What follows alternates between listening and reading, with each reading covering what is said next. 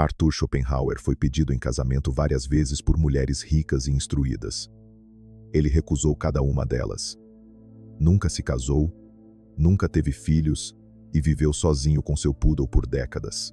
E quando as pessoas perguntavam o porquê, sua resposta era brutal. Casar-se significa fazer todo o possível para se tornar um objeto de repulsa um para o outro, mas o que a maioria das pessoas não percebe é que Schopenhauer não foi um caso isolado. Friedrich Nietzsche propôs 3 vezes, rejeitou o casamento todas as vezes e não teve filhos. Søren Kierkegaard rompeu seu noivado com a mulher que amava, escolheu a solidão e não teve família. Simone de Beauvoir recusou-se a casar, apesar de um relacionamento de 50 anos, e não teve filhos.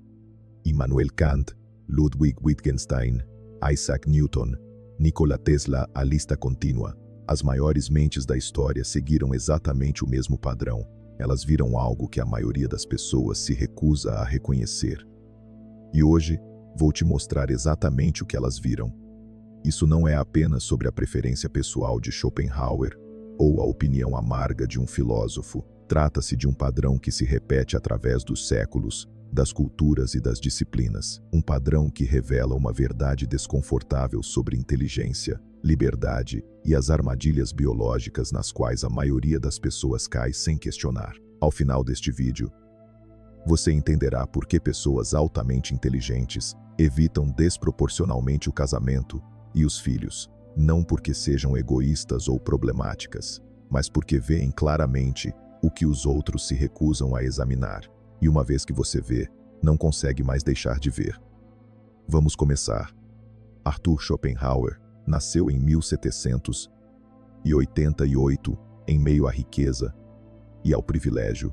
Ele poderia ter tido a vida confortável que todos esperam, casamento com uma mulher respeitável, filhos para carregar o nome da família, aceitação social. Mas ele escolheu algo inteiramente diferente. Escolheu a liberdade intelectual em vez das correntes domésticas. E foi implacavelmente honesto sobre o motivo. Em seu ensaio sobre as mulheres, escreveu algo que o levaria ao cancelamento hoje, mas que revela perfeitamente seu pensamento. Casar-se significa ter seus direitos divididos pela metade e seus deveres dobrados. Mas não era apenas sobre as mulheres. Era sobre a instituição em si. Schopenhauer via o casamento como uma armadilha que destrói as condições necessárias para o pensamento profundo. Pense no que o casamento exige: performance social constante, trabalho emocional, compromisso sobre como você gasta seu tempo, seu dinheiro e sua energia mental. Você não pode desaparecer em seu escritório por 12 horas quando tem um cônjuge esperando por uma conversa no jantar. Você não pode buscar ideias não convencionais quando seu parceiro precisa que você mantenha a respeitabilidade social. Você não pode ter pensamentos perigosos quando o conforto de outra pessoa depende da sua conformidade. Schopenhauer escreveu: "O homem pode fazer o que quer, mas não pode querer o que quer." E o casamento, em sua visão, era a rendição definitiva da vontade individual. Você não escolhe mais com base no que é verdadeiro, interessante ou importante. Você escolhe com base no que é aceitável para a parceria. E filhos eram ainda piores. Schopenhauer era um pessimista filosófico. Ele acreditava que a existência em si era sofrimento. Portanto, trazer um novo ser consciente ao mundo não era uma bênção. Era infligir sofrimento a alguém que nunca consentiu em existir. Ele escreveu: "Se os filhos fossem trazidos ao mundo apenas por um ato de pura razão, a raça humana continuaria a existir?" Sua resposta foi não. Apenas impulsos biológicos, o que ele chamava de vontade, enganam as pessoas inteligentes para que se reproduzam. Uma vez que você enxerga esse truque, uma vez que reconhece que está sendo manipulado por uma programação evolutiva, você pode escolher de forma diferente. Schopenhauer viveu isso completamente. Passou suas últimas décadas em Frankfurt sozinho, exceto por seu poodle, que ele chamou de Atman, termo em sânscrito para a alma do mundo. Ele leu, escreveu e pensou sem interrupção. E quando morreu em 1860, deixou para trás um sistema filosófico que influenciaria Nietzsche, Freud, Einstein e inúmeros outros. O homem que rejeitou o casamento e a família tornou-se imortal através das ideias, enquanto seus contemporâneos casados foram esquecidos. Friedrich Nietzsche propôs casamento a uma mulher chamada Lou Salomé em 1882. Ela o rejeitou. Mais tarde naquele ano, ele propôs novamente e foi rejeitado de novo. Segundo alguns relatos, tentou uma terceira vez com outra mulher, também sem sucesso. Mas aqui está o interessante. Após essas rejeições, Nietzsche passou a vê-las como bênçãos. Ele escreveu: "Sou curioso demais, questionador demais, exuberante demais para me contentar com qualquer resposta grosseira. Deus é uma resposta grosseira, uma indelicadeza contra nós, pensadores." O que ele quis dizer foi o seguinte: casamento e filhos são respostas grosseiras para a questão de como viver. São o padrão, o esperado, o caminho traçado pela biologia e pela convenção social. Mas o Übermensch, a pessoa que cria seus próprios valores, não pode seguir caminhos padrão.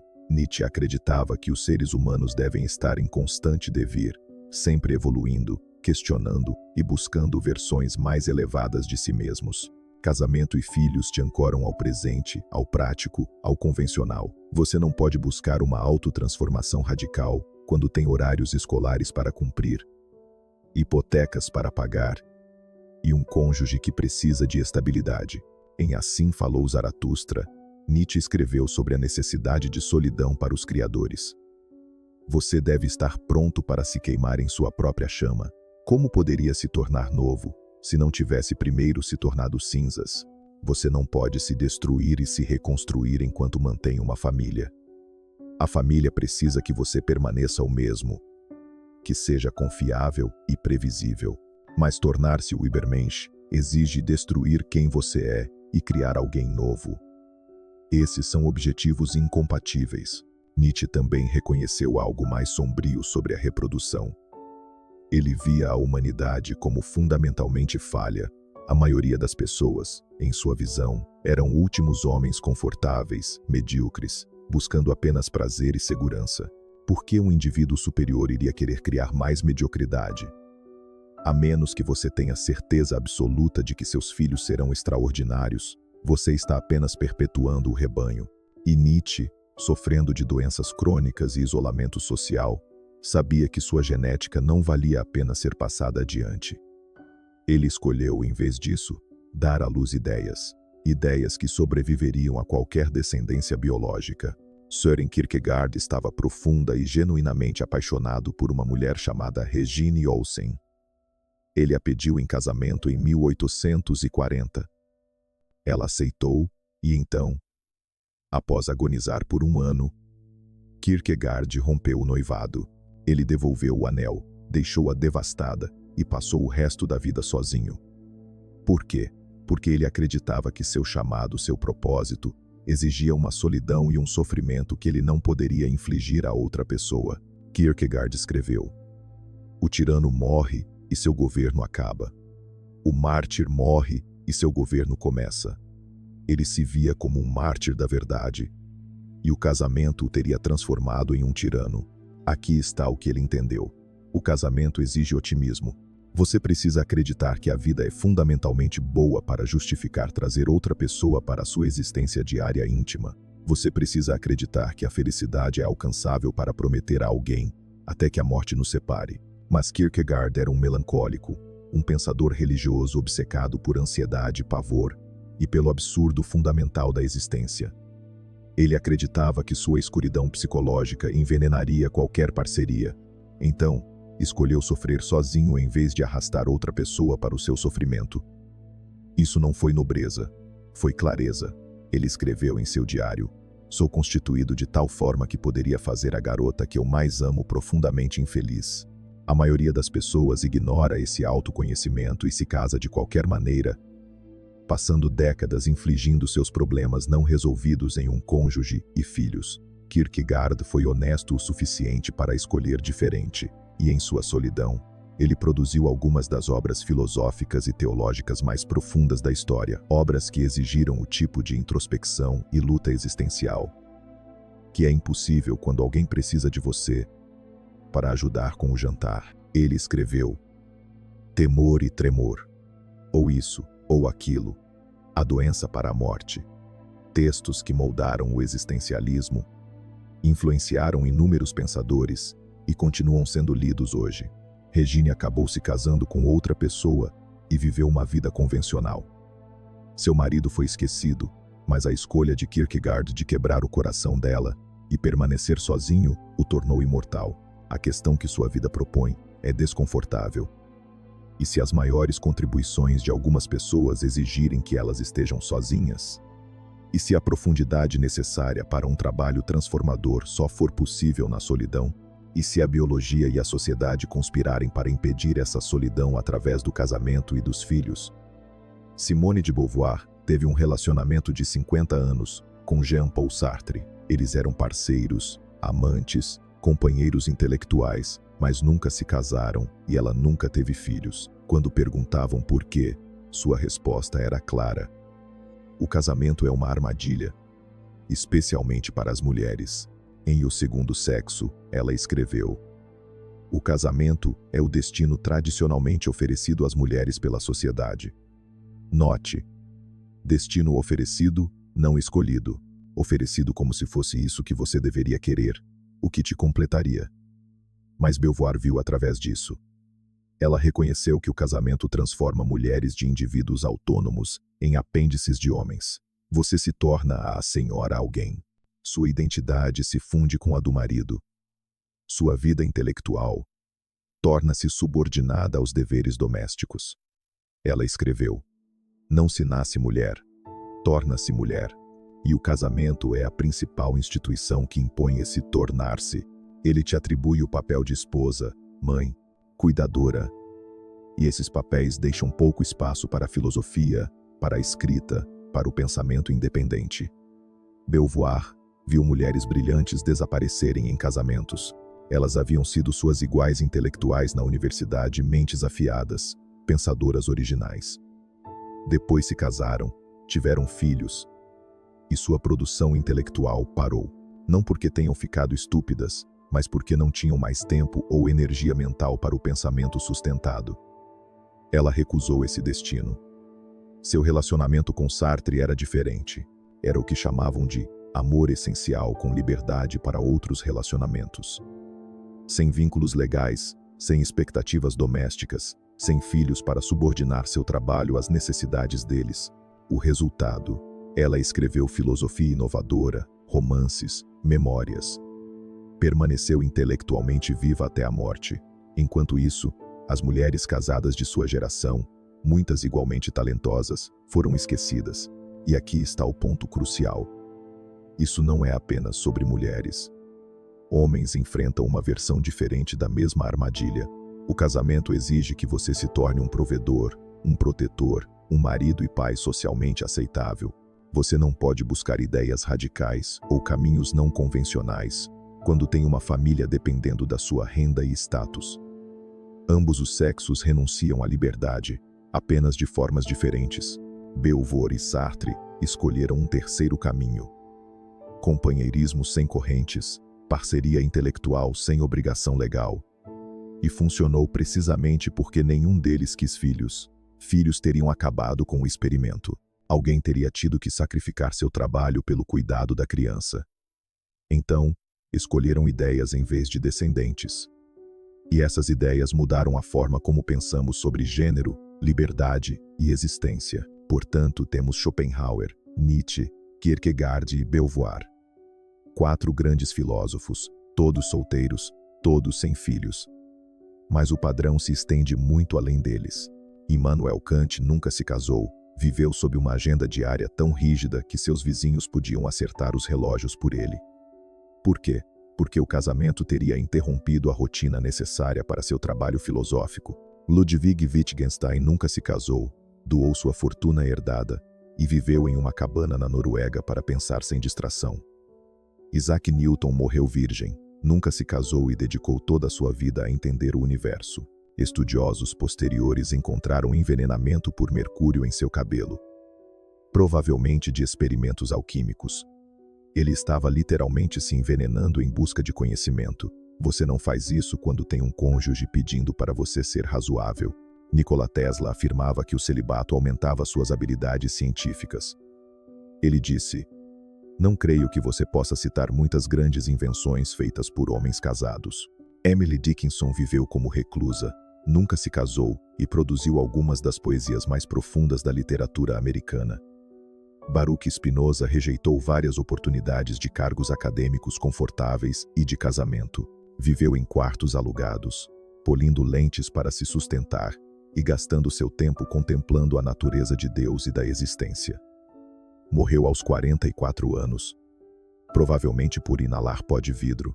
Novamente, você não escolhe pó de vidro em vez do conforto familiar, a menos que algo mais importe mais. Esse padrão aparece através dos séculos, das disciplinas e das culturas. Não é coincidência, não é amargura, trauma ou incapacidade de encontrar parceiros. Muitas dessas pessoas tiveram oportunidades de casamento. Algumas até estiveram apaixonadas.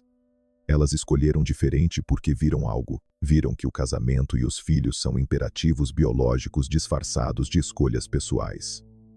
Viram que a vida familiar exige conformidade com as expectativas sociais. Viram que a profundidade intelectual exige tempo e solidão que a vida familiar não permite. E escolheram ideias em vez de biologia.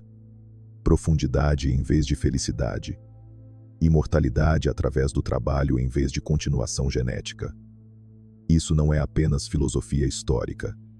Dados modernos sustentam o padrão. Países com os maiores níveis de educação têm as menores taxas de natalidade. Japão, Coreia do Sul, Alemanha, populações altamente instruídas. Reprodução em queda livre.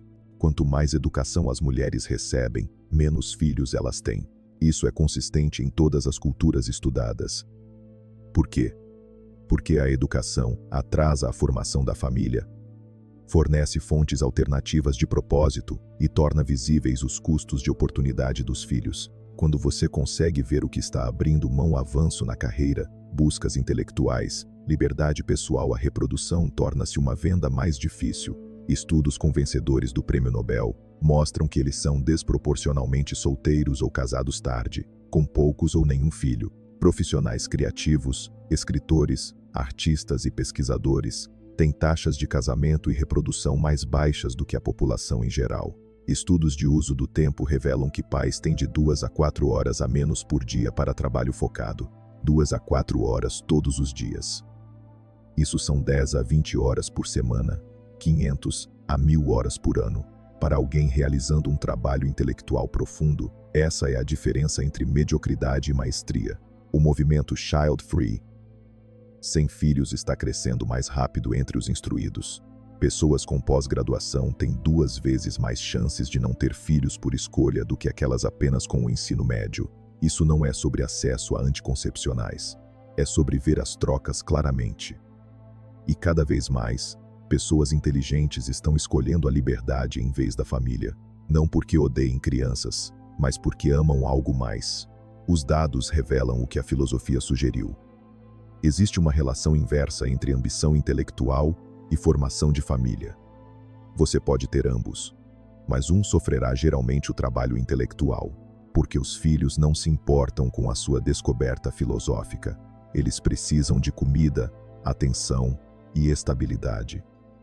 E os cônjuges esperam razoavelmente que você priorize o relacionamento sobre o seu trabalho. Às vezes, essas exigências não estão erradas.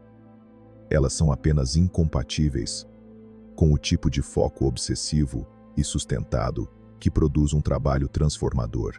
Então, por que pessoas altamente inteligentes evitam o casamento e os filhos? O padrão através da história e dos dados revela várias razões centrais. Primeiro, escassez de tempo. O trabalho intelectual profundo exige blocos longos e ininterruptos de tempo, não 15 minutos entre obrigações, mas horas, dias, às vezes semanas de foco sustentado. A vida familiar fragmenta o tempo. Você está sempre de prontidão, sempre sendo requisitado, sempre interrompido. O filósofo William James disse: "O grande uso da vida é gastá-la em algo que dure mais do que ela. Mas você não pode gastar sua vida em um trabalho duradouro quando seu tempo é consumido pelas demandas imediatas da família." Segundo, Energia mental. Schopenhauer escreveu sobre a vontade, a força motriz por trás de todo desejo e ação. A vida familiar canaliza essa vontade para a reprodução e o cuidado.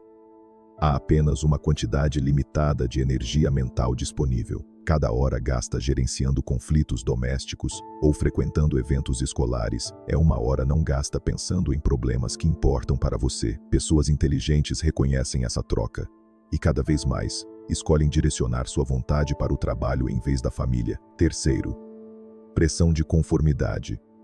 O casamento e os filhos integram você em sistemas sociais que exigem conformidade. Você se junta à associação de pais e mestres.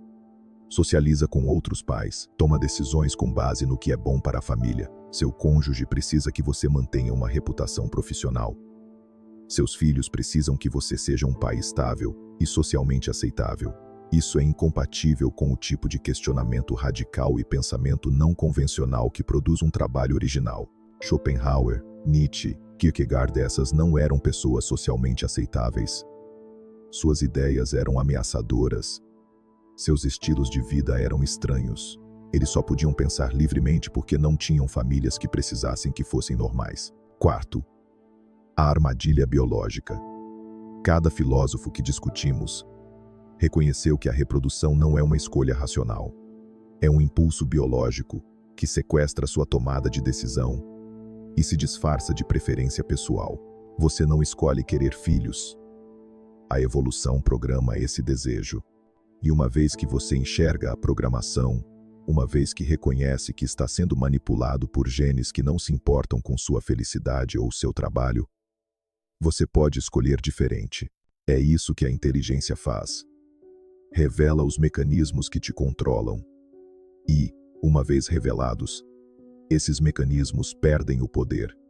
Quinto, perpetuação do sofrimento. Schopenhauer perguntou: se você realmente pensasse sobre isso racionalmente, criaria um novo ser consciente. Alguém que experimentará dor, perda, mortalidade e pavor existencial. A maioria das pessoas não pensa nisso racionalmente, segue a biologia, mas os pessimistas filosóficos veem a reprodução como infligir sofrimento a alguém que nunca consentiu em existir. Isso não é depressão. É clareza sobre o que a existência realmente implica e a escolha de não perpetuar esse sofrimento. Aqui está o padrão desconfortável que a história revela. As pessoas que mais contribuíram para o conhecimento e a cultura humana evitaram desproporcionalmente o casamento e os filhos, não porque a família impeça toda conquista, mas porque impede um certo tipo de conquista. O tipo que exige dedicação total, foco obsessivo e disposição para sacrificar todo o resto. A maioria das pessoas não é chamada para esse tipo de trabalho, e tudo bem. A maioria encontra significado nos relacionamentos, na criação dos filhos, nas alegrias comuns da vida familiar. Mas pessoas altamente inteligentes, aquelas capazes de pensamento original, trabalho transformador e ideias que duram mais do que sua existência biológica, frequentemente veem a troca claramente e escolhem diferente. Schopenhauer morreu sozinho, mas realizado. Suas ideias moldaram a filosofia ocidental pelo século seguinte. Nietzsche morreu louco e sozinho, mas, assim falou Zaratustra, ainda é lido hoje. Kierkegaard quebrou o coração de sua noiva, mas o existencialismo emergiu de seu sofrimento solitário. Beauvoir nunca teve filhos, mas o segundo sexo mudou para sempre a forma como pensamos sobre gênero. Eles trocaram a imortalidade genética pela imortalidade intelectual. E em cada caso, a obra sobreviveu enquanto os descendentes biológicos teriam sido esquecidos. Isso não é uma prescrição, é um padrão. Nem todos devem fazer essa escolha. A maioria não deve, mas os dados e a história revelam algo que não deveríamos dizer. Pessoas altamente inteligentes têm mais probabilidade de ver o casamento e os filhos como obstáculos em vez de realizações. Têm mais probabilidade de reconhecer impulsos biológicos como programação em vez de desejos autênticos. Mais probabilidade de escolher a solidão e o trabalho em vez do companheirismo e da família, não porque sejam problemáticas, mas porque veem com clareza. Veem que não se pode servir a dois senhores. Não se pode dar a vida às ideias e à família simultaneamente. Um sempre sofrerá. E as pessoas que escolheram as ideias em vez da família são aquelas de quem nos lembramos, enquanto aquelas que escolheram a família em vez das ideias são esquecidas junto com seus descendentes. Então, aqui está a pergunta que a vida de Schopenhauer propõe. O que importa mais para você? Continuação genética ou contribuição intelectual? Imortalidade biológica que desaparece em 3 gerações ou ideias que podem durar séculos? O conforto do companheirismo ou a clareza da solidão? Não há resposta certa, mas há uma resposta honesta. E cada vez mais, pessoas inteligentes estão sendo honestas sobre o que realmente querem. Não o que a biologia as programa para querer. Não o que a sociedade espera que queiram, mas o que elas, como indivíduos conscientes capazes de examinar seus próprios desejos, realmente escolhem. Se você escolheu não se casar ou não ter filhos, escreva: "Eu vejo o padrão" nos comentários, não como uma ostentação, mas como um reconhecimento, porque Schopenhauer, Nietzsche, Kierkegaard, Beauvoir e inúmeros outros também viram. Viram que alguns caminhos exigem solidão, que alguns trabalhos exigem tudo, que a inteligência frequentemente escolhe o caminho mais solitário. E isso não é trágico, é honesto. Compartilhe isso com alguém que está questionando se deveria querer o que todo mundo quer, porque talvez essa pessoa não seja problemática. Talvez esteja apenas vendo claramente o que Schopenhauer viu. O que a história revela: que pessoas altamente inteligentes escolhem de forma diferente. E o mundo é mais rico por causa disso.